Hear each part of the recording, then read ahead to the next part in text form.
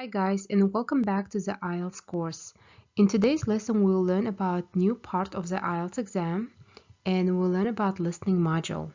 I will give you a brief overview to the IELTS listening module and things you need to know, but we'll specifically focus on sections 1 and 2 and how to complete these two sections successfully. And now we are going to review our IELTS listening module. Before we start learning different strategies and tips, I would like to give you a brief overview to the listening section. In the IELTS exam, you'll have 4 sections and 40 total questions. You'll be given 30 minutes to listen to the recordings and take notes and answer the questions. And last 10 minutes, you'll be given to transfer your answers to your answer sheet. In the IELTS test, you'll see 4 different sections, and in section 1 is going to be a conversation within a social situation. Your section 2 is going to be about a monologue on a general subject. Section 3 is going to be about a conversation between up to 4 people with an educational or training context.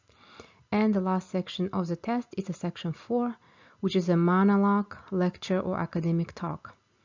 Most of the time, Section 3 and 4 are the most difficult ones for the students, so you have to really try to do your best when you are completing sections 1 and 2.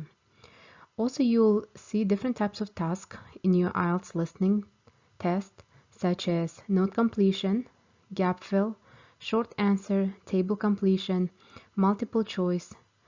Most of the time it has 3 different options, A, B, C, but sometimes you might see A, B, C, D as well. Also, you might have tasks such as sentence completion and labeling a diagram. Again, in listening test, you will have 4 sections, 40 total questions, and 40 minutes to complete this entire task. And here I'm going to explain what type of task you are going to have in each section and what kind of strategies we are going to learn. For example, during our course, we are going to learn general strategies for listening for words and listening for numbers. And we'll also learn specific strategies for each section. For example, in section 1, which is about conversation, we are going to learn how to complete a form, complete a table, choose answers from a list. In the section 2, which is going to be about a talk, we are going to learn how to complete sentences, label a diagram, plan or map, and also give a short answer. In our section 3, it's going to be about discussion. We are going to review how to choose answers from a multiple choices, label a diagram, and match words and phrases. And our final section 4 is going to be about a talk or lecture. And here I'm going to explain how to classify words or statements, complete notes, and complete a flowchart. And now we are going to review our first strategy of the listening test, which is a general strategy, and it's going to be about listening for words. Remember, when you are listening to different recordings in the IELTS test, you have to use the questions you have on your handout to focus your attention on the keywords as you listen. Remember, the most important part here is also to circle the keywords. And the most important tip is for you to remember that keywords are often stressed, and you need to listen for words that are stressed. And as you know, stress words always sound a little bit louder than the rest of the words. So here we have an example about a similar task. So here we have a following question. Choose 2 things that are included in the price of the hotel room. So in this case, the word 2 is emphasized. So you have 5 different options, A, B, C, D, and E. So from A, B, C, D, and E, 5 options, you have to pick only 2 things. So please pay attention when you are listening and circle the keywords such as this one. So your keyword in this question would be 2 and included in the hotel room. So make sure you're listening carefully and always circling the keywords. It will help you to stay focused.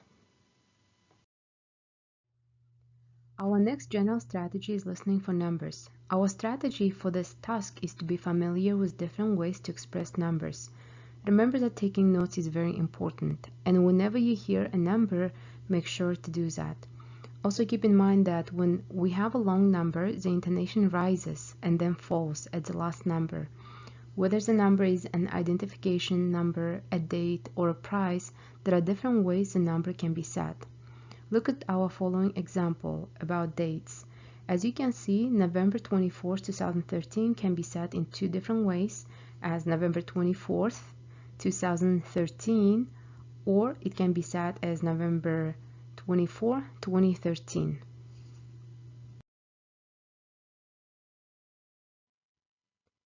And now we're going to review how to say price, time, decimals, telephone numbers, credit card numbers, and ID numbers in different ways.